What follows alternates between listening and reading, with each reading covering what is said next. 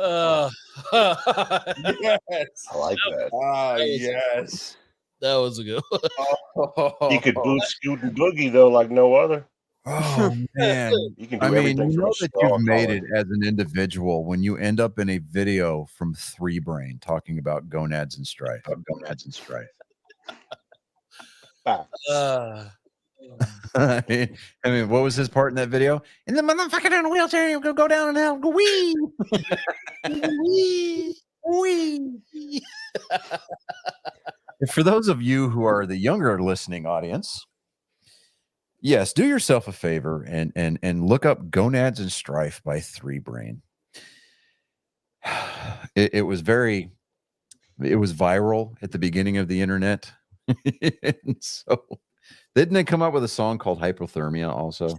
before it was called viral, it was just It was hey, E-Bombs. you gotta watch this. Yeah, it was E-Bombs World. That's what it was. Right there you go. Yeah. Sums it up. What else you got, bud? You know the phrase, I can't find anything to wear today? Helen Keller's the only one who can actually use that and it be true.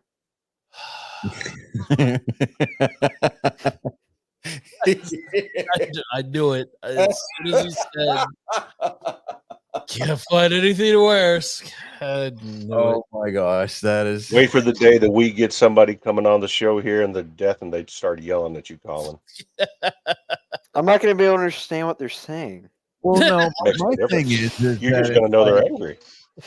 yeah, I'm waiting for a blind person to log in. You know, like they had a family member log them in, and I'll be like, if you can tell me what corner of the screen I reside, I'll take everything back. Every last word. Every last word. And I'll start hitting them with the stereophonic high fidelity effects. I'll move the sound from one side to the other, one side to the other. Mind fuck. You're down. I'm over here. Or I'll whip out the force on them and I'll be like, these are not the fuckery jokes that you are looking for. Yeah, This is not the fuckery you are to participate in. This is not the platform to be offended. Wrong place for that boy. Right. It is offensive though. You know what I'm saying? In this day and age, who knows? All I know is that back in the Makes it 40s, funny. all I know is that back in the 40s, a day at the beach meant something completely different than it does now. Just kind of Colin, there. True. what does a day at the beach mean to the younger generation?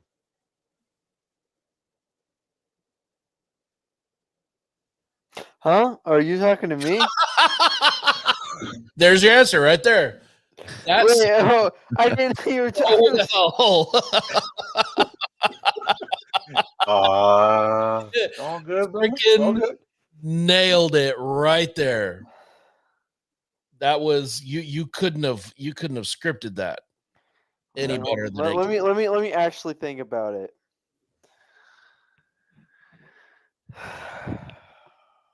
Have you heard the expression before? Yeah. Yeah. All I right. mean, there's a few things that come to mind, like D-Day. See, that's the answer. That's the only thing you needed to That's say. it right there.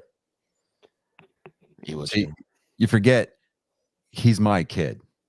the largest amphibious landing in modern military history, and there weren't any Marines that D-Day.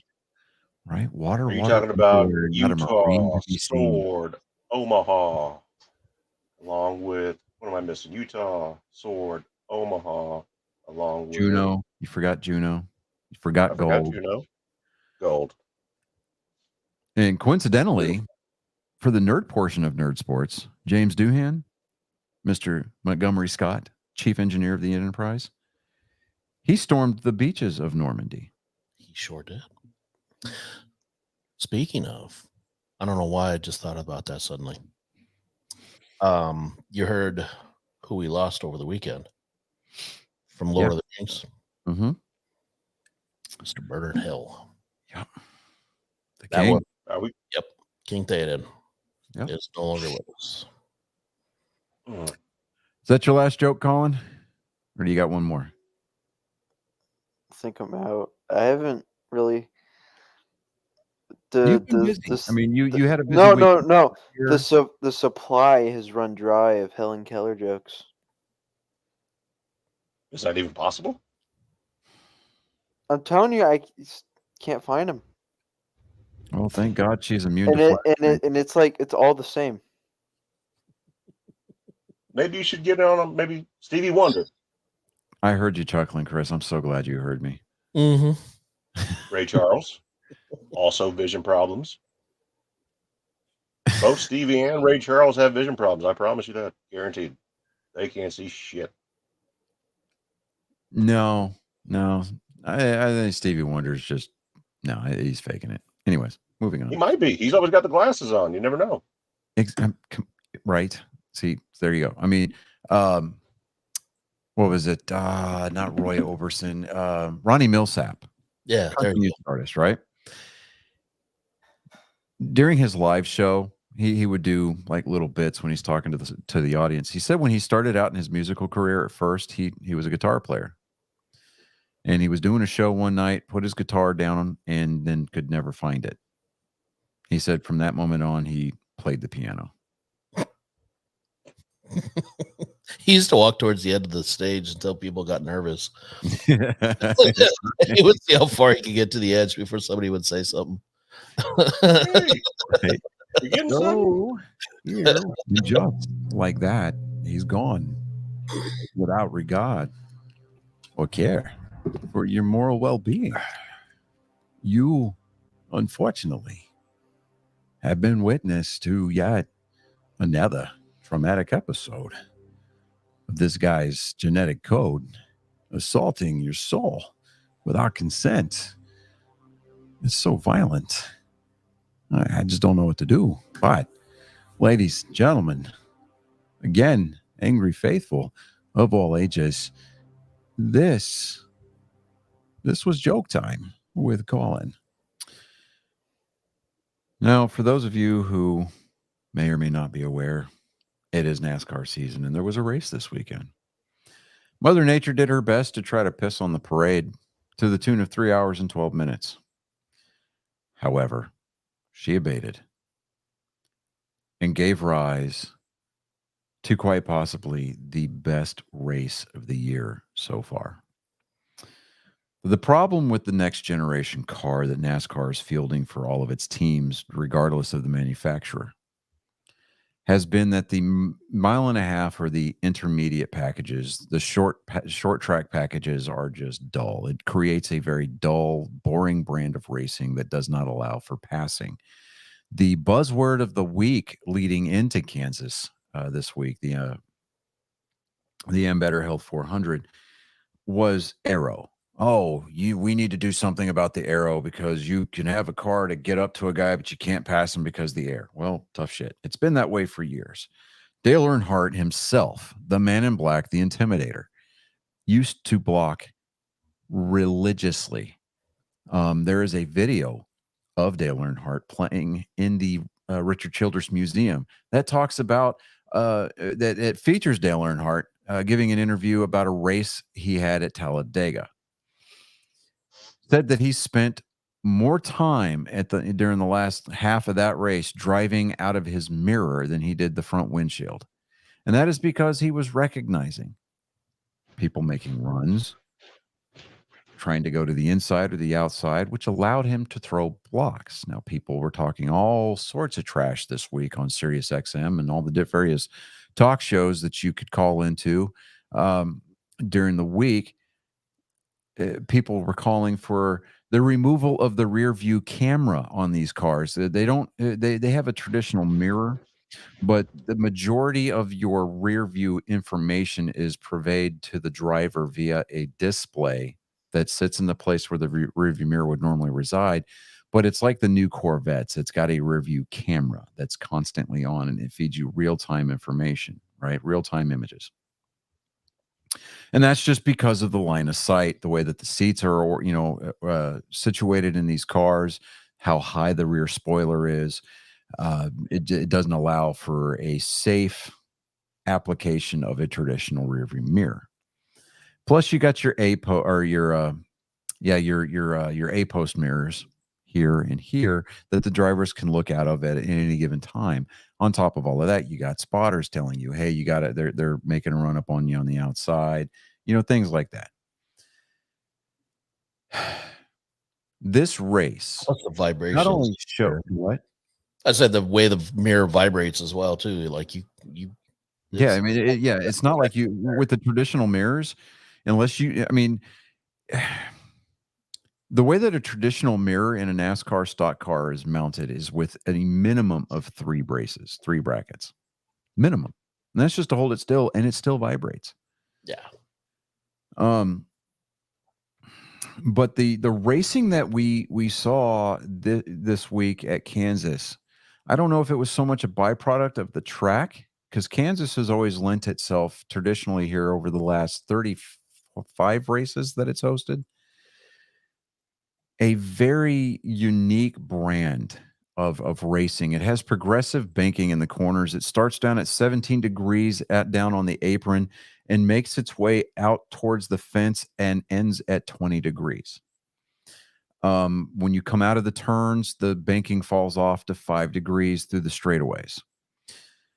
And it's to the point where as you're coming through the front tri-oval, drivers go down onto the apron to shortcut it because it's the flattest part of the track. Now, it's not out of bounds, and it's provided for a lot of really great runs and really great finishes at this race. Let me see here. This particular race happened to produce the closest finish in NASCAR history. 0.0001 seconds, 1/1000th of a second. At 176 miles an hour, that equates to about 5/8 of an inch. Yeah. The virtual Did you know that- timing, the transponders in these cars reported a 0.00000 at the line. It was a virtual tie, according to the transponders in the cars. NASCAR had to revert to a high-definition camera, high-speed camera that's mounted on pit lane that straddles the exact location of the start-finish line. It shoots at a rate of about 7,000 frames a second.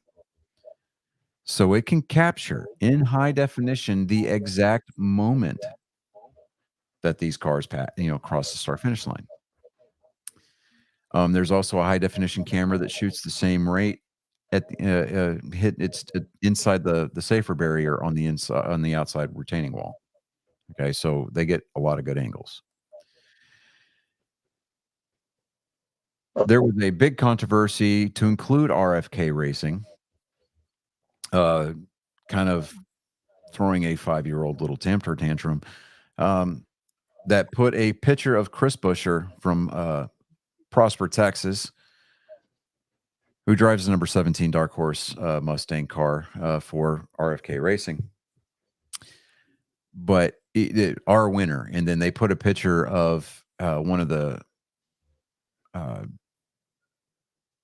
rescue trucks straddling the start-finish line after the race and says, "We're just going to leave this right here," because there is a painted line that is crooked on that, but that is not the official start-finish line, and that is not the start-finish line that NASCAR used to deem the winner. In fact, NASCAR has a rule in their rule book that for instances like this, it has tiebreakers that designate who the winner of that particular race is. I mean, Chris Buescher thought that he had the win. I mean, I would have been okay with either outcome of the race. And it's just simply due to the fact that Ford has not been to victory lane in any of the 3 major circuits this year. They have been shut out of victory lane. And the Fords have been coming on. I mean, their 1.5 mile package was pretty strong last night in Kansas, but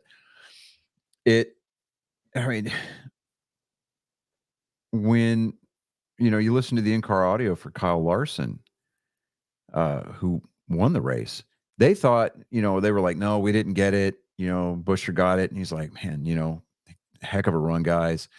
And then his spotter starts losing his ever-loving mind, talking about, we won, we fucking won. And NASCAR officially made it. I mean, before the cars got around the track into turn 3, I mean, less than the span of 30 seconds, they reverted to the pictures, stopped it at the exact frame, and they declared that Kyle Larson was the winner. I mean, the previous closest finish prior to that was Ricky Craven and Kurt Busch at Darlington, where they were beating and banging, just wearing each other out, coming to the start-finish line at a turn 4. And Ricky Craven won that by 0.0004, 4 1,000ths of a second. That was the closest finish in NASCAR history up to yesterday. So, I mean, it was a great race. It provided for a lot of really great, clean racing. I mean, they only had there were no natural cautions in the race until the third stage. Then there was like 4 of them, 4 or 5 of them. And that's just because cautions breed cautions, kind of a situation. But I mean, these guys were racing their guts out. I mean, Denny Hamlin was leading there for a good portion of it. I'm sorry. I just looked at this meme that Colin sent me. I'm going to put it in the group chat. That's great. Oh my God, that is freaking awesome.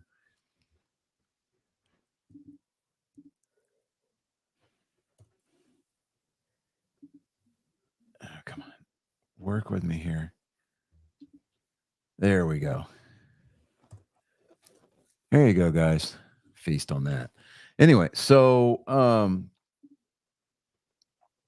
let me see here. Analysis here. Let me see if I can find some statistics from the race here real quick. Dear God, what is that noise? No idea. That's not me. I don't think that's me. We love No. our government. No, That's we not- don't have any dirt on Hillary Clinton. It's not me. I was muted for good. Okay. I've said nothing. Do what? I've said nothing. Oh, okay. All right. Let me see here. Well, shit. I can't find any. So let me just go over the Kansas results real quick. Kyle Larson brought home the win. Chris Buescher came home a very, very, very, very close second. I do feel sorry for him. Well, I don't feel sorry for him. I do feel bad, just because of the fact that, I mean, Ford has been just struggling all year long. I mean, we're now 11 races into the season, and they have yet to win in any of the 3 top circuits. So, but let's put it this way: the differential between first and fourth place, the first 4 cars finished within 0.074 of each other. At one point, they were 5 wide during this race, going down the front stretch. Yeah. And people were keeping off of each other and, not beating and banging until late in the third stage. So, I mean, Chris Buescher lost by 1/1000th of a second. Chase Elliott finished 0.06 seconds behind Kyle Larson. to come home third. Martin Truex Jr., if he'd have had another lap, he'd have passed everybody going away. He had 4 fresh tires. Everybody else took 2 on the last restart. I mean, he was motoring. Denny Hamlin came home 5th. Christopher Bell came home 6th. Alex Bowman came home 7th. Kyle Busch came home with a very respectable 8th place finish. He started 18th on the day. He started 5th on the day, so he did go backwards a little bit. But I mean, Chris Buescher to come home 2nd, almost winning the race, starting 12th. That's a really good day. Right. Brett Keselowski started 30th and he finished 11th. Michael McDowell started 8th, finished 10th. Noah Gragson coming home with another top 10, came home 9th. He started third started the 3rd yesterday, but I mean, he was able to wheel that car home in 9th place. Really respectable day for him. He kept the car clean. Whose dog is that? That is mine upstairs. I apologize. Okay. No worries. I was just like, wait a minute. Okay. Looks, I mean, one of the children just got home from basketball practice, so There you go. Oh, there you go. Okay. Ryan Blaney came home 12th. John Hunter Nemechek 13th. Todd Gilliland 14th. Josh Berry 15th. Ricky Stenhouse Jr., who signed a contract extension to stay with the JTG Doherty Racing for the next few years.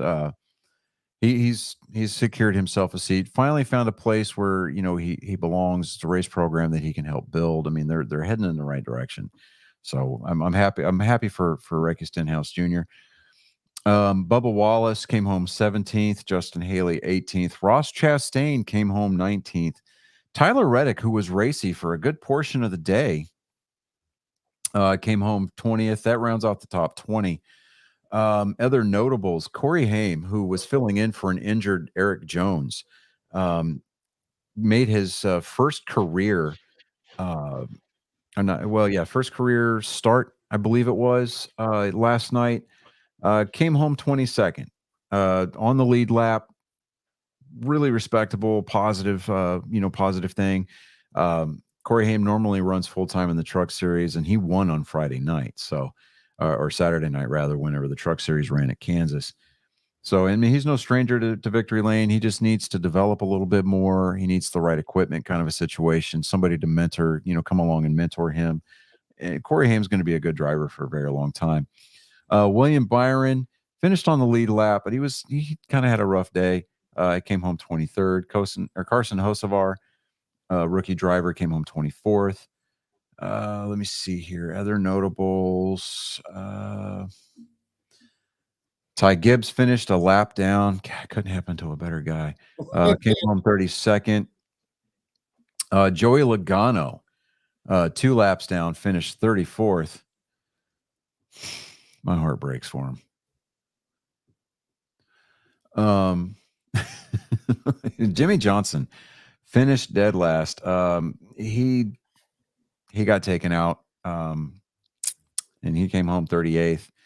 Jimmy Johnson loves running at Kansas so much that he made it a point to make sure that both Kansas dates were on his part-time schedule. The problem with stepping out of the car and then trying to jump back in after a year is that this is a whole new car. It drives differently than the cars that he won with. And he's just not competitive. I mean, it's great to see Jimmy Johnson out there. It's weird seeing him drive a Toyota, but he's just not competitive. So at some point you got to learn to put your ego aside and realize that. Yeah. I mean, I think a lot of it is him running just because of sponsor commitments. I really think that I honestly think that he probably could have waited another year to maybe partner with another race team other than Petty Motors, Richard Petty Motorsports. Nothing against Richard Petty. He's the king, but Richard Petty Motorsports has not been competitive. They haven't been competitive for a very, very long time. I mean, short of Eric Jones, bringing a car home to victory lane last season, they haven't been impressive. Have not. at all been impressive. So, I mean, even when Jimmy Johnson is keeping the fenders clean, he's running at the back of the field. And nobody wants to see a 7-time champion do that. No, So it's kind of sad. either log some time in the simulators, Jimmy, or step out of the car, bro. I mean, on behalf of a lot of NASCAR fans, we really want to remember you as the winner, not somebody who's going to have to eventually rely on his past champions provincial or exemption to get into a race. Yeah. But coming up next week, they are. Let me see here. Yeah, come on. There we go. It's going to be the Goodyear 400 at Darlington Raceway. Yes, it's Mother's Day weekend. Yes, it is Darlington, and especially yes, it's Throwback Weekend. So this is the one race that Darlington every year. I mean, everybody puts on their calendars because I mean the drivers, the teams, they get to have fun with the paint schemes. They get to throw it back to their favorite driver. They get to throw it back to a special car that they loved. You know, some guys usually throw it back to like a grassroots, like a modified or late model stock paint scheme that they had seen or that they had ran themselves. Kyle Larson himself is running the number 5 Kellogg's inspired cornflakes inspired paint scheme to honor Terry Labonte. Good old Texas Terry.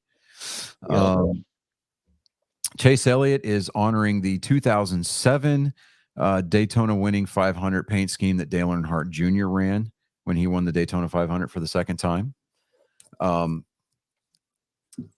UniHealth came alongside and they were like, you know what? Yeah, we're on board with this. And it looks almost exactly like the National Guard car did. It's cool looking, man. I mean, I haven't seen a ton of the throwback paint schemes, but dude, the ones that I have seen, they're pretty fire. They're pretty fire. It's just a fun weekend. It's going to be a 293 lap affair. 400.238 miles is going to be the official distance. It will be at 3:00 Eastern, 2:00 Central Time. You'll catch it on FSN or FS1 on TV. MRN will pick up the broadcast this week, so you can pick them up on your local radio affiliate or listen to them on the Sirius XM channel 90 or the Sirius XM app on your mobile devices or computers. That's going to be a race that I'm going to try to catch a little bit of because bear in mind it is Mother's Day. And while my wife has declared that she doesn't really want a whole lot for Mother's Day, she does want a steak and a chance to just kind of relax. So that means that either she's going to be holed up with her sister in my bedroom watching whatever girly stuff that they want to watch so they can stretch out on the bed, or I'm going to have to try to watch it in my bedroom. I'm kind of hoping I get the living room, but that's a little selfish. I get it. Whatever. Don't come at me.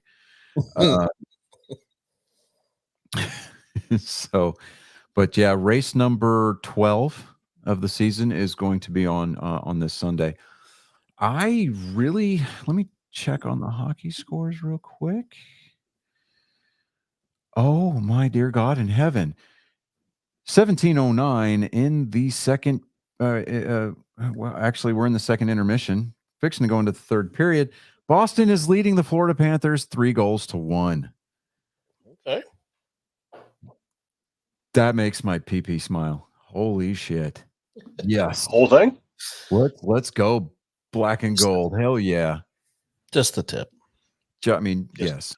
I mean, it's okay. I mean, it Turn really it sideways a little bit. I mean, it lights it up for me.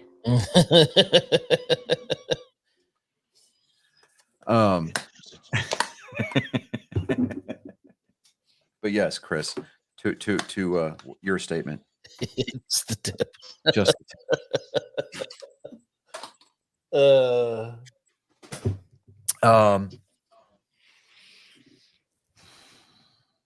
yeah, that makes me happy right there. So barring a complete meltdown by Jeremy Swayman, okay. I'm not getting my hopes up yet. I'm not. Maria Maria. What am I wearing? I am wearing my Obi-Wan Kenobi tunic because we are trying our best to honor May the 4th, even though it's not May the 4th anymore. It is But we weren't on air on the 4th. we so. weren't on the air for May the 4th, so and we're celebrating the fact that we identify with the light side of the Force, because had our show actually fallen on May the 6th, we would have postponed the filming until today. Again, Chris, the right side of the franchise. True. Although you will not have me, you will have a hard time convincing me that both Death Star destructions was not an inside job between a dad and his son trying to claim the insurance money for from the Empire. Exactly. Yeah. You can't tell me they weren't insured. No, I mean they had to have been insured, but the only thing is that it's like, where did Luke get the credits to start up the new Jedi Academy? From the insurance money.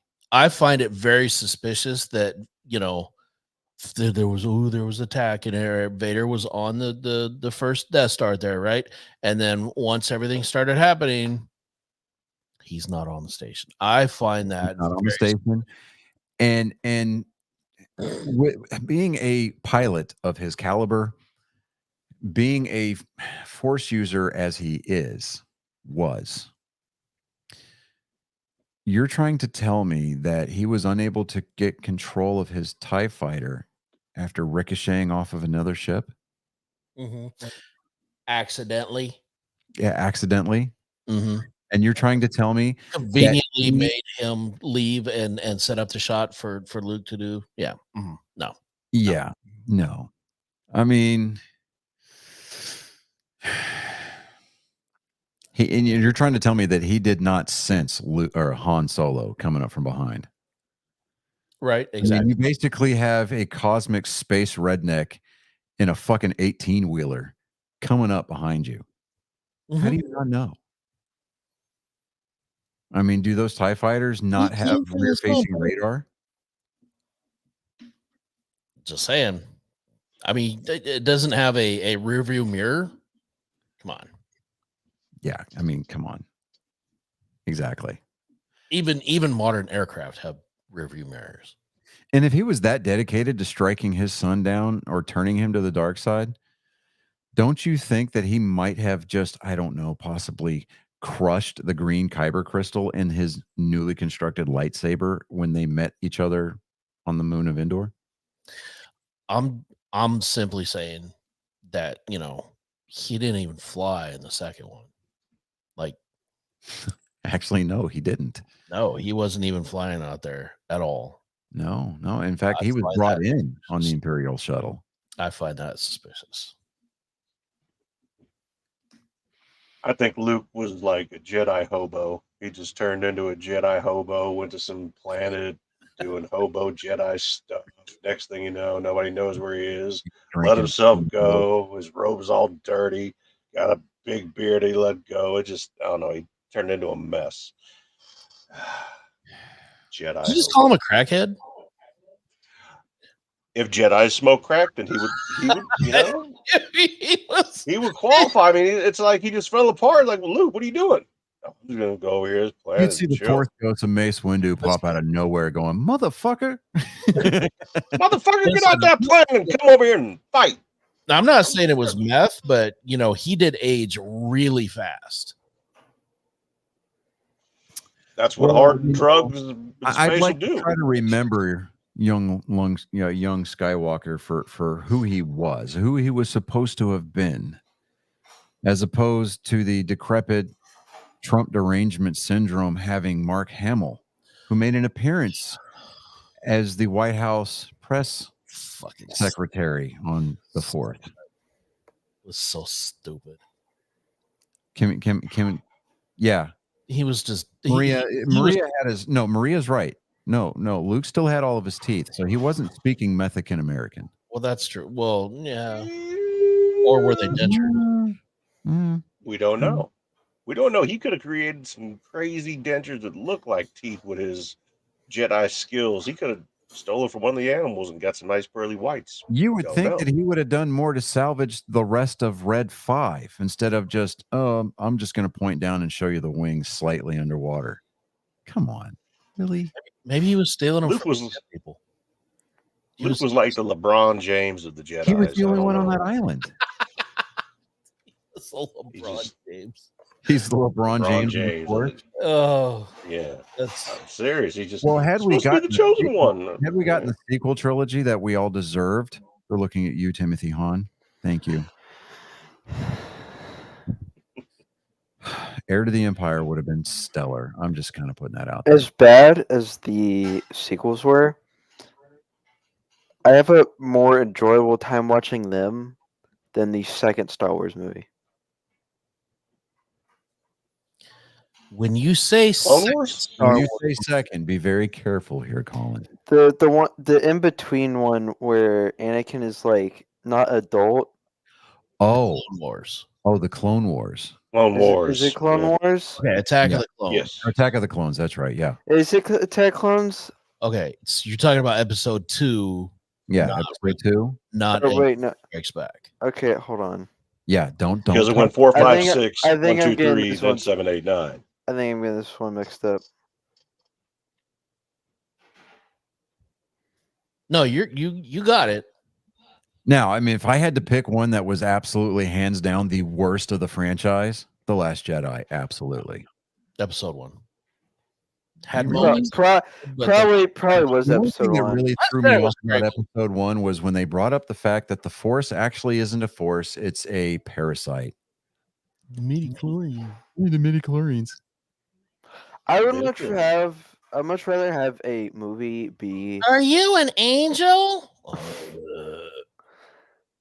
You know what? If you really think about Don't it, misunderstand me. That is not a knock against Jake Lloyd. Don't misunderstand. No, Jake Yeah. Lloyd. He could with Yeah. what he had. He got the raw end of the deal on that one. you got to think of the age difference between Anakin and Padme, because See, the there's only like a reason that we're not huge. talking about it, Difference. the only reason we're not talking about it is because it's not flipped the other way. Okay, but when there was only a 5-year difference. He was 9, she was 14.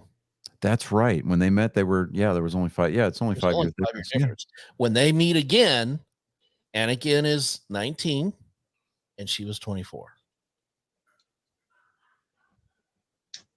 That's not Maria says we discussed the fact that midichlorians sounded like a play on mitochondria. Yeah, they're yeah. House of the Cell. George Shut up. Lucas. I don't. George Lucas Shut up. tried I to don't want to hear politicize. about biology. He tried to politicize Star Wars. You know, you catch those little lines like if you're, either with us or against us. I mean, come on. No, wait. No, I did get wrong. No, yeah, the Phantom Menace was by far the worst and most boring movie out of all of them. It had some really great moments.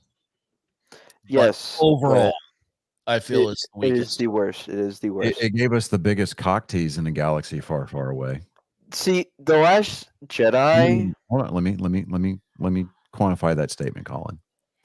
It gave us the biggest cock tease from the galaxy furthest away from the longest time ago, by means of only giving us a few scant minutes to know, to learn about, to embrace the character known as Darth Maul. Until the comics came out. Until the Yeah, comics and you gotta give it comics props. are not canon. by the It's- way. Cartoons are It's- absolutely canon. It's No, the no, you said comics. Comics are too. Yes. Depends on who you talk to. Oh, Is it alpha canon? Everything that is coming out as after the wipe, anything that's coming out now, all things are canon and they are all interconnected. See, here's why I say that. You're talking about Marvel comics. No, those aren't No, canon. no. I'm not talking about Marvel comics. I mean, and oddly enough, about Star Star Wars used to be a Marvel title. everything except those items marked with an infinity logo The Star Wars comics is considered canon. See, because Dark Horse Comics had a line of comics, Star Wars comics called what was it? I think they were also called Dark Empire. They talked, they discussed heavily about how Emperor Palpatine used clones. Luke briefly went to the dark side, came back to the light side. It was a verifiable badass when he did, because he was able to wield both sides.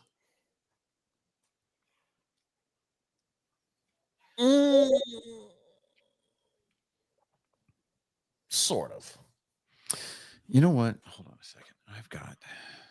I should have done a better job prepping for this week. However, let me do something really quick.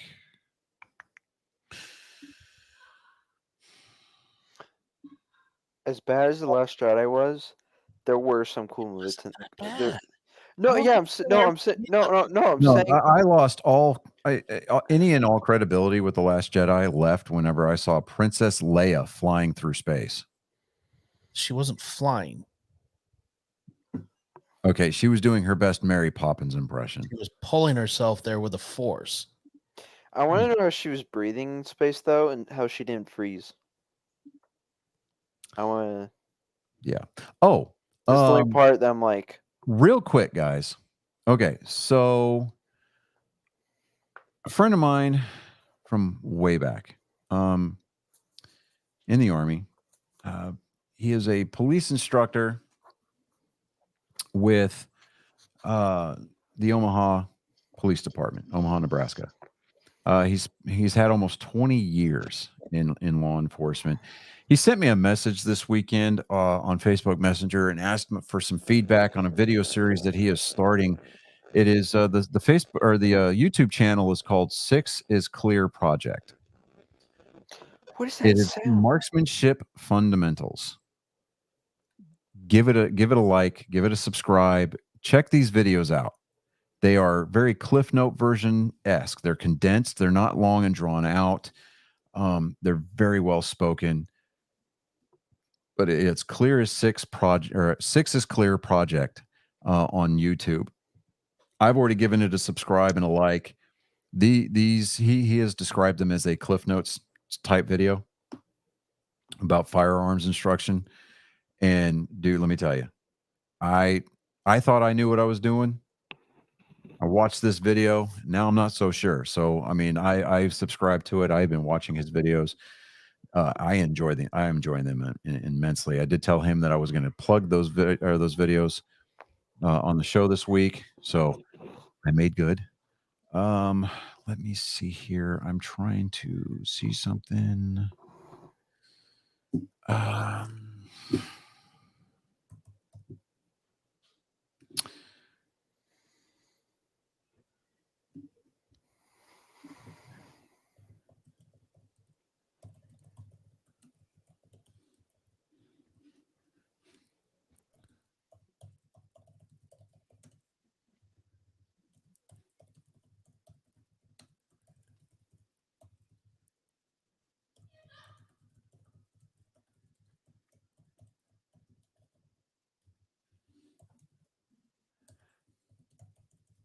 That's a lot of tapping. It is. Tap, tap, taparoo. Just to give it a little tap, tap, tappy. Right. Won't you go in the hole? Go home.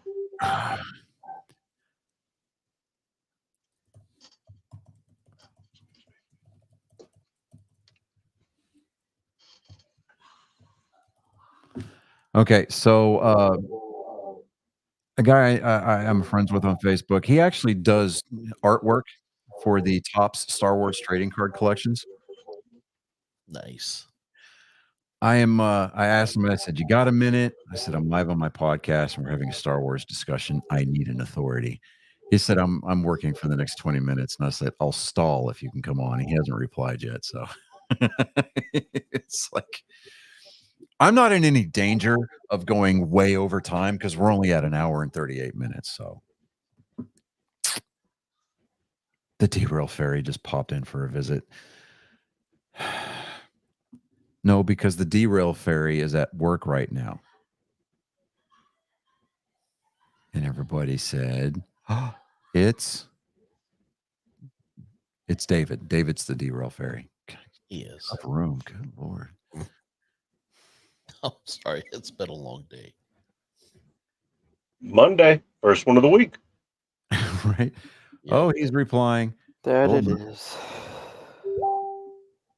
Yeah, if you don't mind me going through my car while I drive.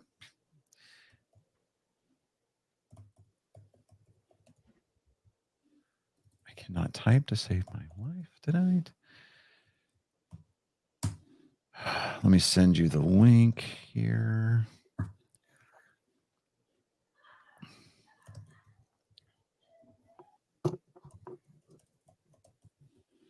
Okay. So I sent him the link. He's like, yeah, sure. If you don't mind me, going through my car when I can, come on. I was like, yeah, fine. You talk to us from your car. That's great. We're not above that. In fact, the newest What the Hell episode that David posted for your listening pleasure. I say listening pleasure, not viewing pleasure, because I was not on camera. I was only on audio. Colin was actually there. He was in the episode too. I have a question. by Did default. David fix that thumbnail? Which one? Oh, no, he didn't use that one. Okay, good. He didn't use that one. In fact, the thumbnail for tonight's show, it's the scene from Spaceballs when they No, the- yeah, I saw the yeah, thumbnail. yeah. So the stunt doubles thumbnail, yeah. I'm just like, Yeah, no, we'll Chris, did he show you the thumbnail that he came up with initially? The only one I've seen so far has been the Spaceballs one. Oh, we'll discuss the one that, yeah, well, dude, it's, yeah. YouTube wouldn't have let us have an episode tonight if he'd used that one. oh no. YouTube would have shut us down. Yeah, they would have deleted our channel. It was, yeah. I'm just like, oh. Think the wrong demographic wearing a ball gag. Hmm. Yeah. Should have used it. Oh, so Maria's kid just subscribed. He can't comment, but he says, "I did." Is that because you've turned off his chat? Is that what you did? Because you're being a responsible parent. Unlike me, I've got my kid in the show, so.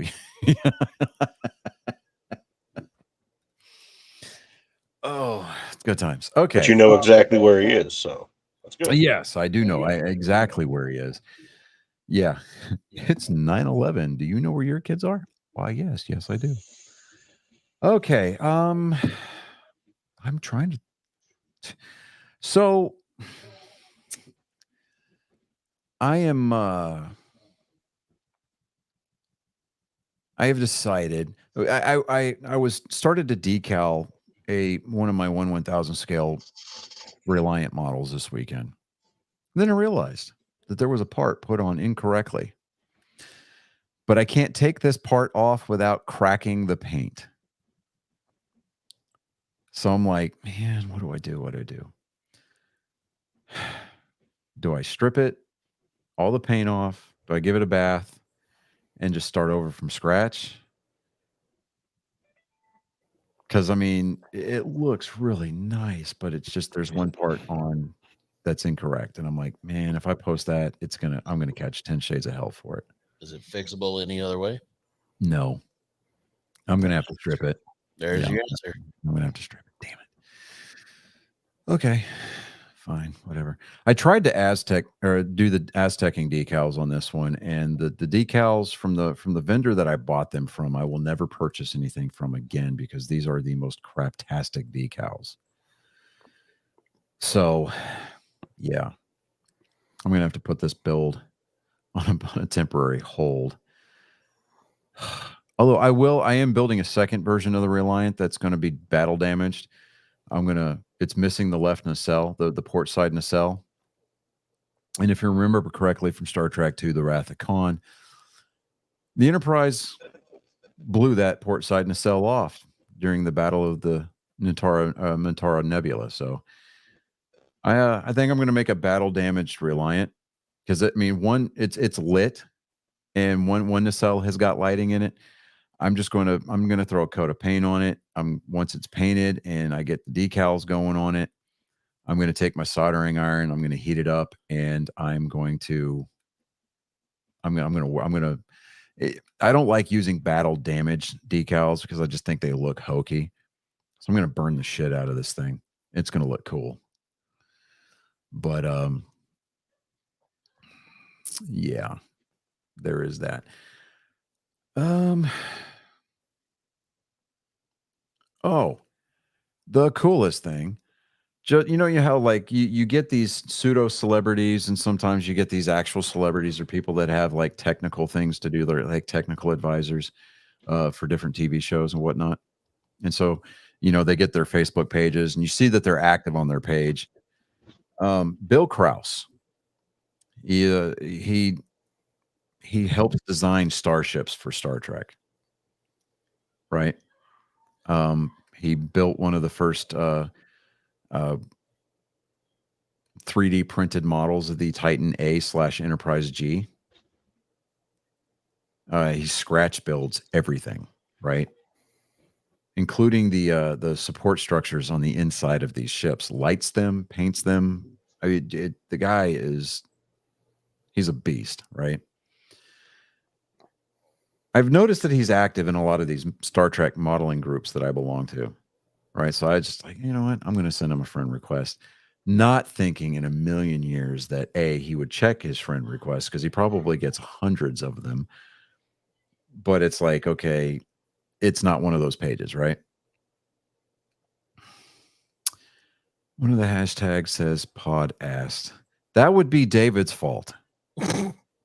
Our lovely producer misspelling a hashtag. Yeah. Well, I mean, we can't. It happens.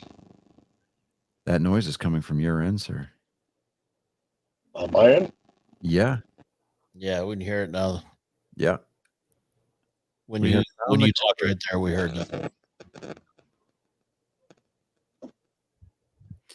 It's okay. You've got new equipment. You got a lot of stuff you got to sift through. It's all good. It's gravy. I get it. Anyway, so yeah. His Twitter handle or X handle is @AdmiralBuck, right? I follow him on a lot of different platforms. This dude's skill is off the charts, right? He approved my friend request on Facebook. I felt pretty like in awe. Like, you don't necessarily get terribly starstruck, but like I nerded out hard when I got the notification. You and Bill Krause are now friends. I was like, what? Oh, that's so awesome. So like, okay. Yeah. The problem with model building is not the fact that you're like an uber nerd and that you turn into like a little bit of a perfectionist, but it's the fact that it's such an expensive hobby. Oh my God. My 1/350 scale Enterprise refit model, it's 3 feet long, right? I paid $120 for it. Just the kit. It's not built. I have to build it. Right? I have a 1400 scale model of the Enterprise D from the Next Generation. Not built. I have to drill all the windows out. I have to modify it. I have to cut grooves into the body or into the hull so I could run wiring to light the nacelles. I paid $50 for it.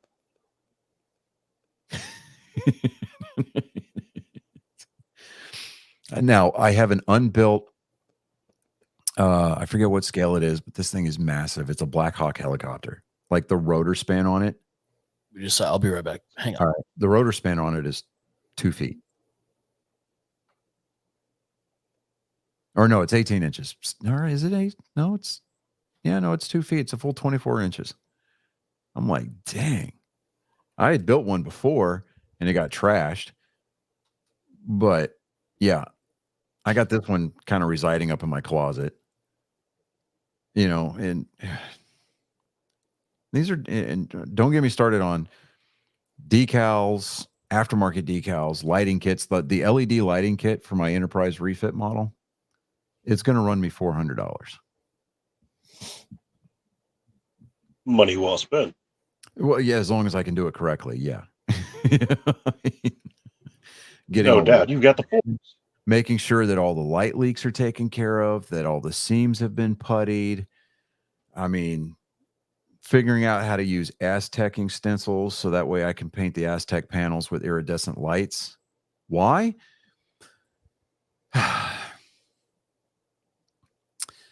It would be like a woman's purse collection or her shoe collection. I mean, with models, I mean, yeah, you could go out and you could commission people to build these for you and they would look just as great. But there's something I don't want to necessarily say that it's uniquely male, but because I mean, there's both male and female model builders out there. But it's just uniquely, I mean, specifically, just there's something intimate about building something yourself. Yeah. You know, like with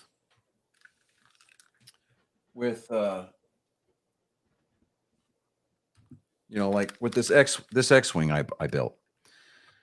This was from a 35-year-old kit, warped and just all kinds of out of shape, right? I heated the plastic. I used clamps on it. I got seams to line up properly. I did dry brushing on it. I weathered it. The R2-D2 in this is hand painted. I hand painted the cockpit. And I mean, I think out of the 3 Star Wars builds that I've done so far, this one is actually my favorite because it just looks so very cool, right? Then you get the Star Destroyer over here. David and Chris has and Colin have seen this. So you get a good look at that, right? See that?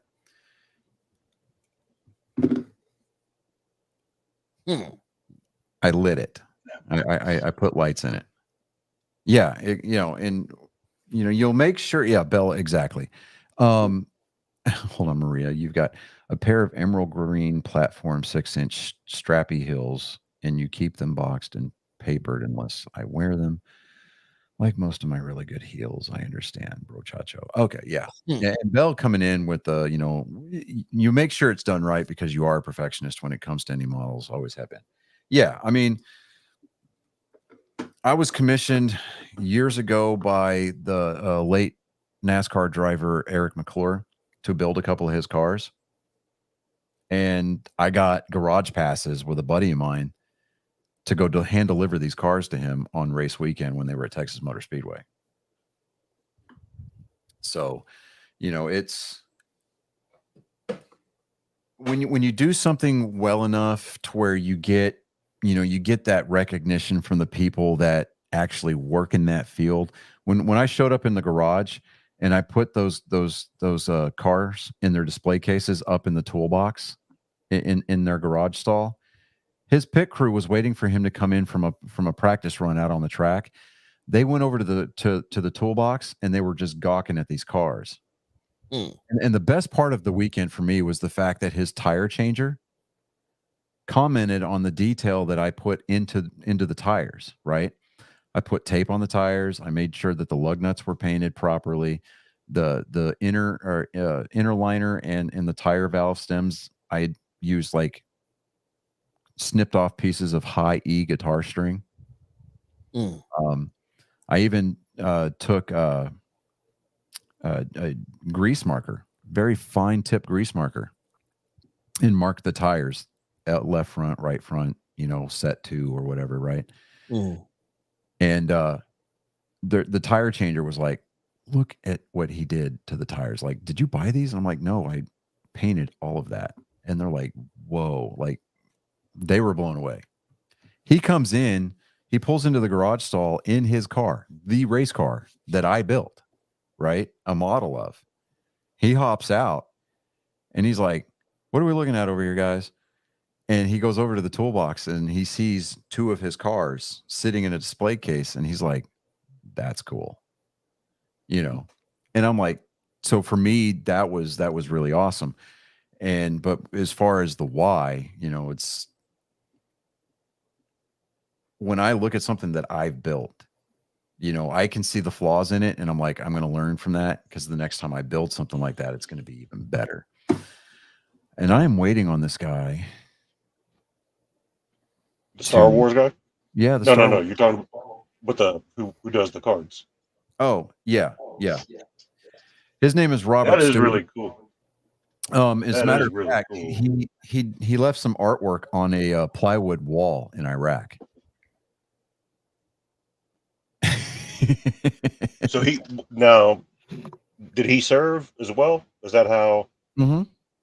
Okay. I didn't serve with him, but he gets off in like 5 minutes. At least he better. He's like, I'm working for another 20 minutes. I'm like, okay.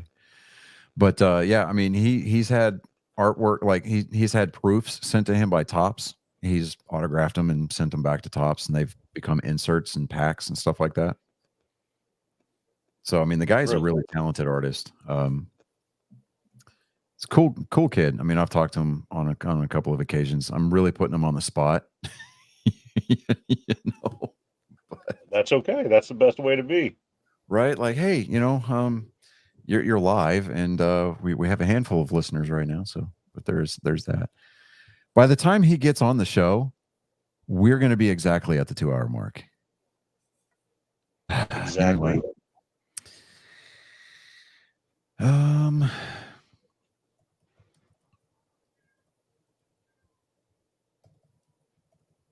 And by the way, while you're texting Johnny, just to compliment you on the models, those were awesome. I appreciate that. The Enterprise that you normally see back here, I built that too, and I'm like, man, and I built that one here, and it was like the first model I'd built in like, I don't know, 8, 9, 10 years almost.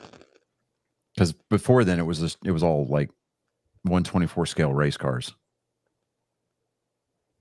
You know, and I've still got a ton of those upstairs in my storage room. So but you enjoy building them. That's what I mean. You enjoy doing it. Yeah. I mean, I've built some really cool cars, like Dale Earnhardt Jr.'s Mountain Dew Car of Tomorrow paint scheme. That one was kind of unique because it was a resin body. Because Revell Monogram, they lost the license to sell NASCAR kits, and so for a while there, we didn't have like polystyrene kits available for us to build. So I mean, we're going off of like Ford Tauruses. People are coming out with resin upgrades to change Monte Carlos into Pontiac Grand Prix, things like that. We're hacksawing noses off of existing cars and putting super speedway noses on them, and it's just one guy I remember distinctly. His name is Clay Kemp. Just by far the coolest super build I've ever seen of a 1/24 scale car. He built Dale Earnhardt Sr.'s 2000 All-Star car race, the Peter Max paint scheme.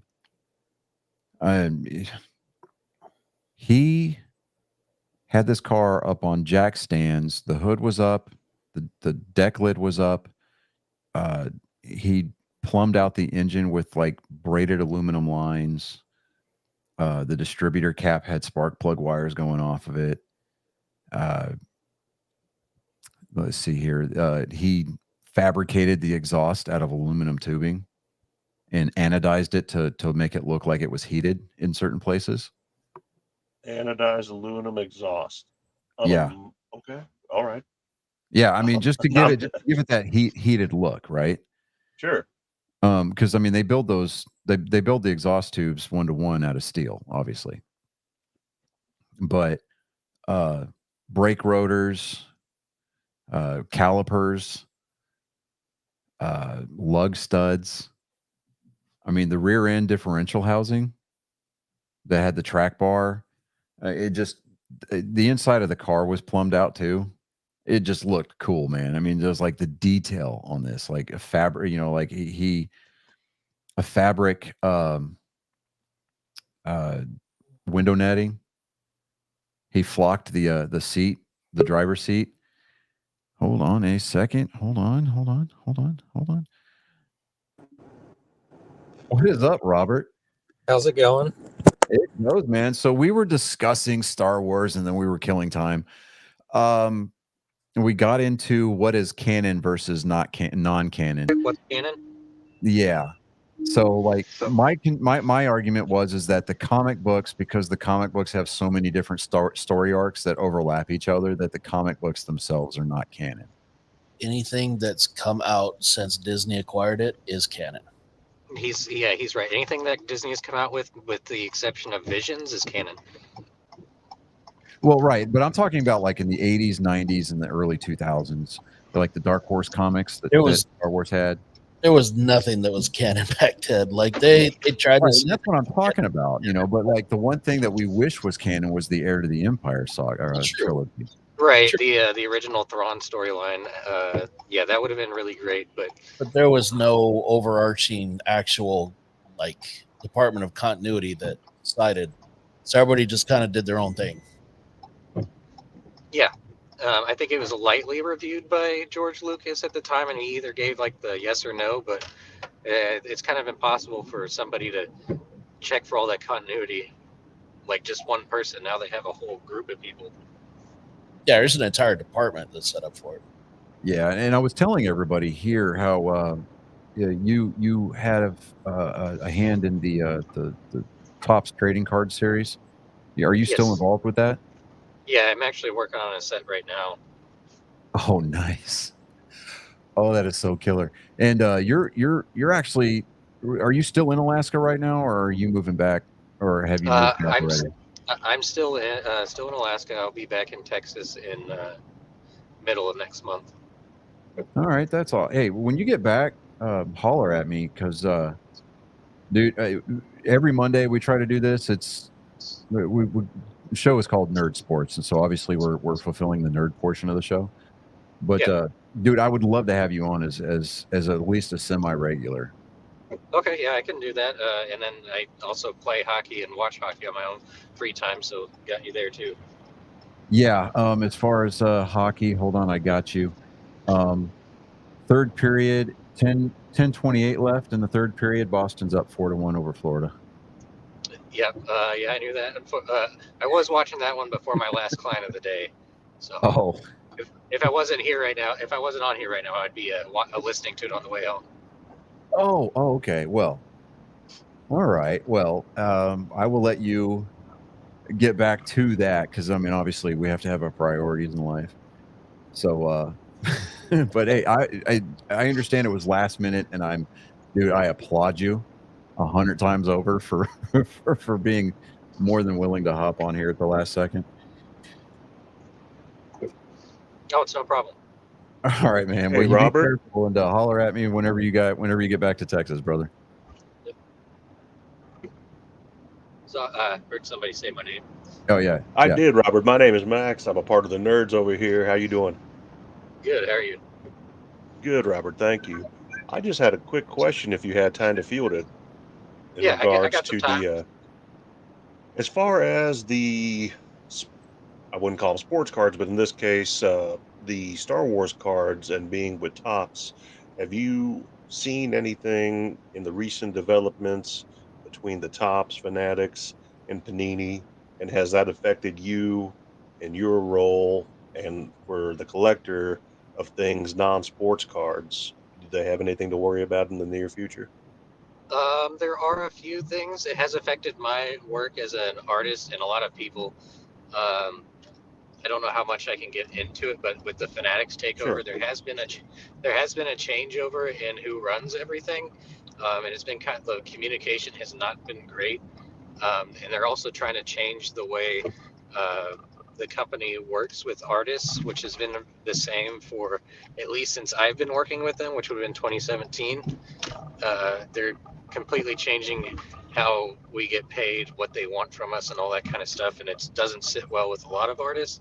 And for the collector side of things, we used to get 10% of the cards we do back in order to sell to collectors. Like we'd be able to commission those cards and sell to collectors. Like let's say you wanted me to do like a Cad Bane card for you, and you like put a deposit on it, I could get that and then get it back and send it to you. But they're no longer letting us do that anymore, which is what a lot of artists make most of their money off of, because they don't pay a whole lot for the cards themselves. And then other part of the collectors is I think this has gone over to sports cards as well, but they're extending the redemption cards to, I think, like the expiration's like a decade or something ridiculous like that now. Yeah, And that's primarily because of the taken amount of over. time it takes to get back that redemption card. Yeah, Fanatics has taken over a ton of things, and I mean, you started to see Fanatics really started to take on a role as far as like NASCAR merchandising, and then MLB got in on it. I know that NHL has got a ton of Fanatics gear, and it's just like it just seems like there's anywhere you go as far as apparel and like memorabilia merchandise, Fanatics has got their hands all over it, and I kind of look at it like it's an inferior product. I mean, you look at Major League Baseball and their uniforms this year, and that's proof in the pudding, right? I mean, those uniforms are atrocious. They're. I don't know how it's going to go over, but I know next year the NHL is using Fanatics jerseys. Oh, that's going to be a train wreck. I mean, like the pants that baseball players are wearing now, they're almost see-through, and you can hardly slide in them without ripping the seams out. I mean, there's been a couple of guys from Detroit that have been, sliding in feet first, and they get up and like the whole seam on the outside of their pant leg is just ripped open. And the way that they shrink the text on the nameplates, they move the MLB logo further down off the collar. I mean, nobody is happy with these uniforms at all. I can actually give one more insight on the Star Wars cards. Yeah, go ahead. So the way it used to be was we would get an invitation to a set and have to sign a contract for that. For example, there's like the 2024 Star Wars Galaxy Chrome or like Mandalorian Season 2 or whatever. We'd get contract based on each set. But now they just have like a yearly quota. Like basically they want us to have like the batch I'm working on is like a batch of 100 cards, but it doesn't say what set they're going into. They're just tiered cards starting at blue, then silver, then gold, then black, I believe. Mhm. And they will get randomly inserted into sets instead of each set having specific art and unique back designs and all that kind of stuff. Interesting. Do you feel that in some ways they've actually taken away some of your artistic creativity and almost put handcuffs on you to a point that you're not allowed to be as expressive as you were prior to the Fanatics takeover? A little bit in some ways. So with the tiered system, the big issue with that is they are trying to create a rift in the artists, like a competitive thing, and we've always been a really close-knit community. We like learn from each other, like to show off our stuff to each other, and yeah, there's some artists that are significantly better than me or have like incredible artwork. We all know who they are, and we don't expect them, but they basically worded it to us that we will, if we keep doing them without any guarantee, we could get like the higher end cards, which pay better than like the blue or silver tier. And I liked doing each set because each set they would send us would be unique to the set. Like it would be Mandalorian themed or a Book of Boba Fett themed or Kenobi themed, but now it's all the same background, and they're all just gonna be randomly put into sets. And then each theme like made it kind of cool. Like I liked working with. My very first set was a black and white A New Hope one, so I could only draw stuff from A New Hope, which kind of narrows things down. You can have like creativity, but now it's like you can draw anything from the Star Wars saga, but there's like no direction, and it's just sometimes a little bit hard to sit there and have 100 cards and be like, okay, what am I going to do next? Almost like you're overstimulated at that point, overwhelmed. Yeah. I get it. Did you, and just because you and I have been I've been following you for like the longest time, Robert. That wall that you drew on out in Iraq, did you ever find out what happened to it? I have no idea what happened to it. We shut that base down and then immediately went to Syria. So for all I know, I got thrown into a burn pit, or some Iraqis living in that tent now with that room. Okay, yeah, man, because I remember seeing your posts about that, and I was just like, that is cool, right? Because I remember like you did like a little series about it, like posted a little bit every with every update, kind of a deal. I was like, man, y'all should have seen the pictures of this wall. I mean, it was absolutely cool. So I mean, I was just like, I wonder whatever happened to that wall. I was, part of me was really hoping that somebody from the unit would have like taken a jigsaw to it and stuck it in a Connex somewhere and just had it shipped back. That would have been obviously choice, but yeah, there was some talks about it, but it never happened. Yeah, well, of course, it's the Army. All right, man. Well, I tell you what, like I said, I'll let you go. I'll let you catch the last 6 minutes of this game. But yeah, just give me a holler when you get back here, and we'll sit down and we'll try to figure out some things, brother. Okay, yeah, sounds good. All right, have a good one. Thanks a lot. You too. Thanks, Robert. Well, that's my buddy Robert. Yeah. So I for whatever reason, it just like boom dawned on me. I'm like, well, you know what? I'm going to get him in here because he's going to be the authority. So, but yes, Chris, had we enunciated ourselves a little bit better and clarified, yes, everything post Disney takeover would be considered canon.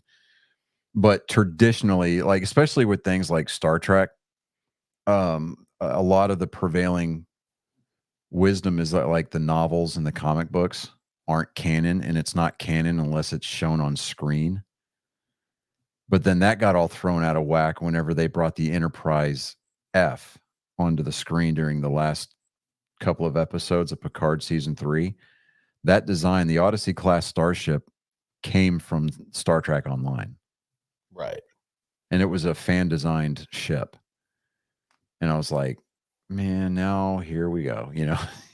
It's like, and this is why we can't have nice things. This is why we have things like Star Trek Discovery.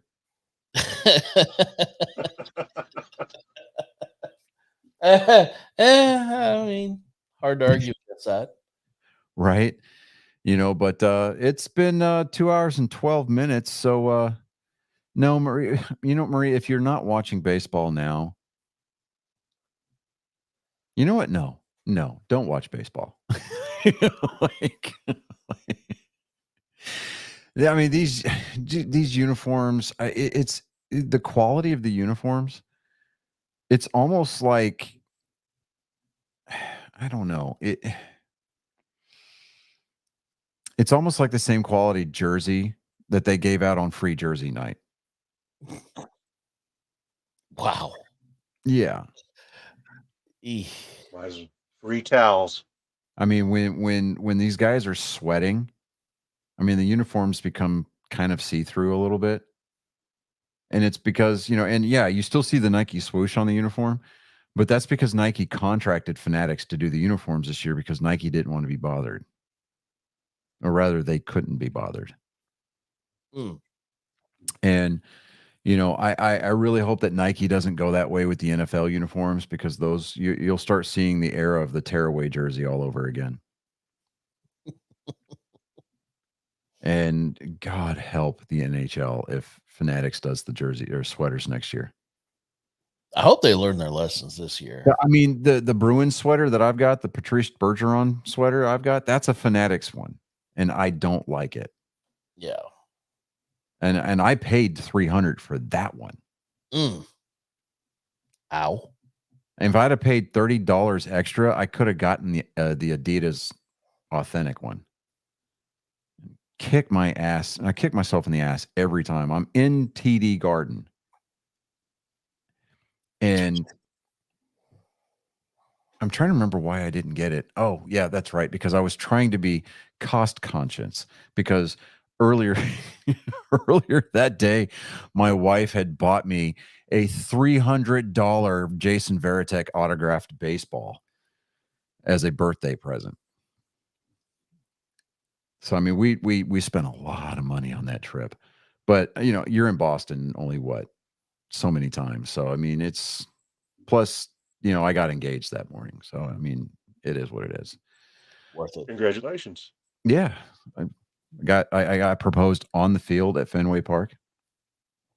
My ring has the warning track in it. Has dirt from the warning track. It's actually crushed brick. So I reached down, I scooped up some, and I was like, I'm keeping this. I'm taking some of this with me. I didn't know what I was going to do with it, but yeah. So when my wife and I started looking at wedding bands, you know, we picked her out something simple because she has a great engagement ring.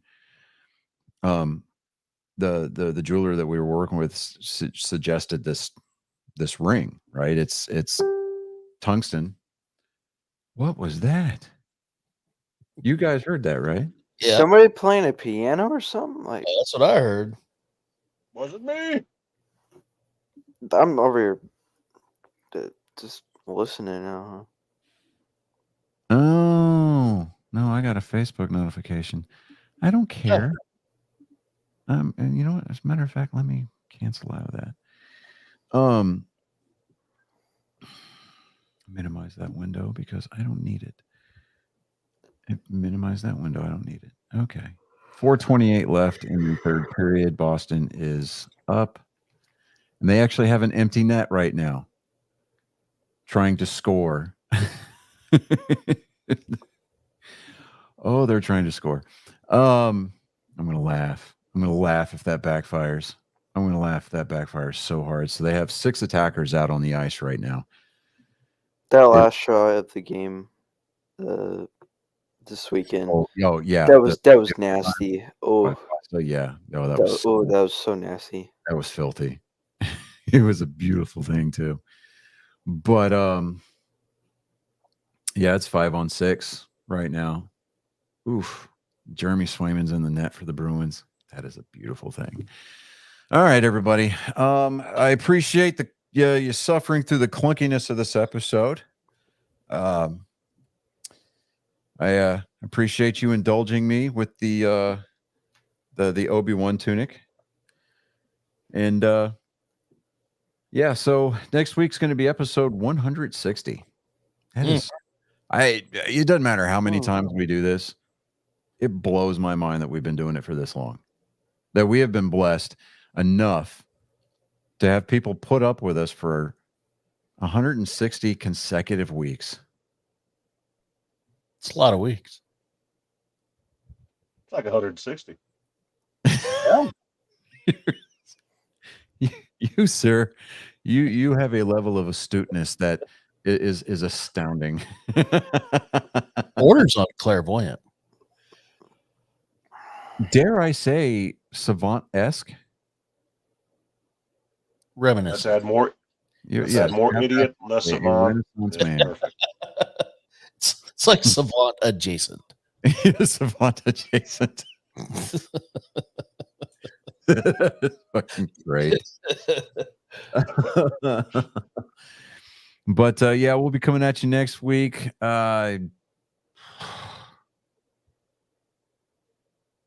We've got nothing special. I might not be able to tune in next week. I got a choir concert next week. Okay. It's the last one of the year too, isn't it? Yeah, and it's a big deal, I guess. And Bruins just scored on the empty net goal.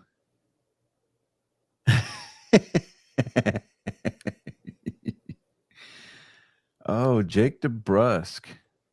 Was it? No. Yeah, Jake DeBrusk with an assist from Brad Marchand. Boy. Yeah, that game's over. Okay. All right. Well, Panthers not coming back. so programming note, Colin will be absent next week. We will we'll be left to our own devices. Which So is be prepared for a lot of really dark gallows humor. If you have a weak, if you have a weak constitution, tune in anyway. We'll just we'll tell you to put fingers in your ears. Just go la la la la la la, and then when you see us waving off on the screen, you can unplug. So Or we could do safe words. why? It's an idea for those that might, let them know Unless it's okay David's now. on the show, safe words don't apply here. Yeah, nobody's safe. Nobody. I've been hearing you guys echoing for a good Yeah, part it's of the echoing show. now. So, but we're gonna It go was ahead. echoing earlier in the show. Do what? It was echoing earlier in the show. Yeah, I know. Pineapple, Maria. Unless the pineapple's upside down. Hey,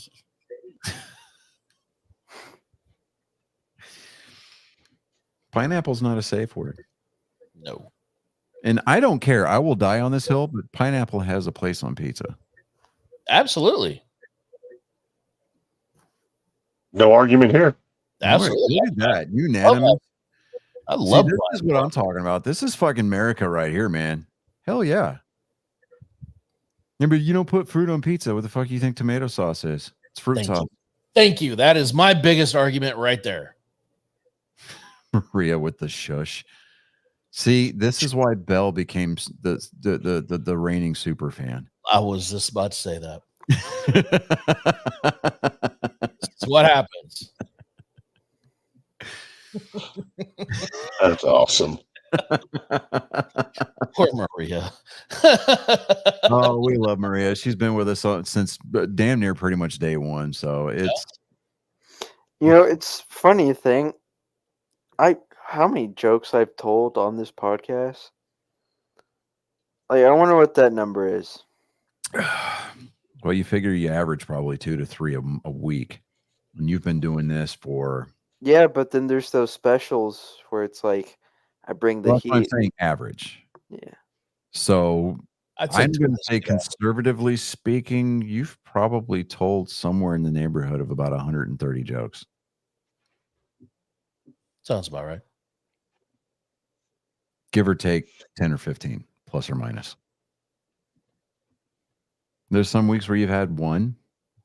Some weeks you've had 5.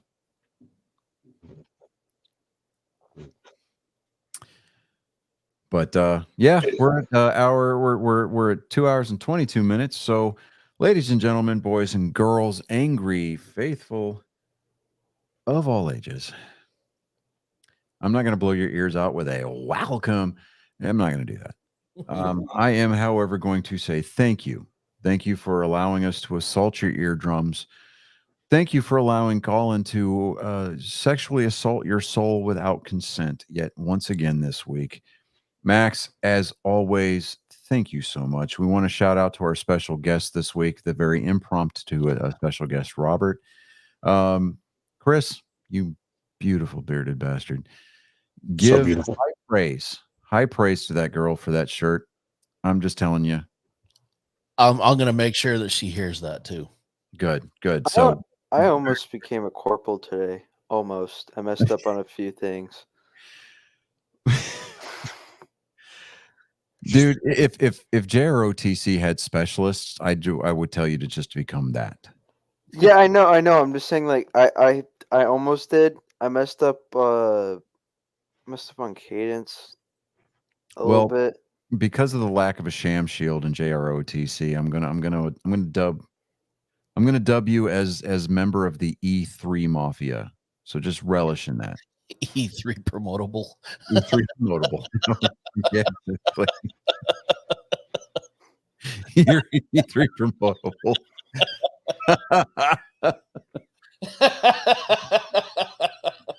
That's like people coming at you with the whole "I've got time and rank." It's I like remember somebody said that and actually fucking meant it, like was serious. We I'm just- an E3P. What? we're like, shut the fuck up. Fuck out of here. With 2 minutes left in the third period, the Boston Bruins have a power play. It's 5-on-4 right now.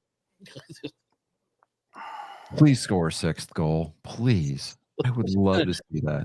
Stop. They're already dead. Just stop it already. All right, everybody. So before I get a cease and desist letter from the NHL, we're going to go ahead and land this plane. Once again, thank you so much. I appreciate all your time, all your effort. Gentlemen, it has been a pleasure serving among heroes such as yourself. So until next week, I'm Johnny Skelton. I am Chris Jacka. I'm Colin Skellin. I'm cracking Max. Crackermax. This has been Nerd Sports episode 159. And because David cut us off so very unceremoniously last week, scissor me timbers. Arr.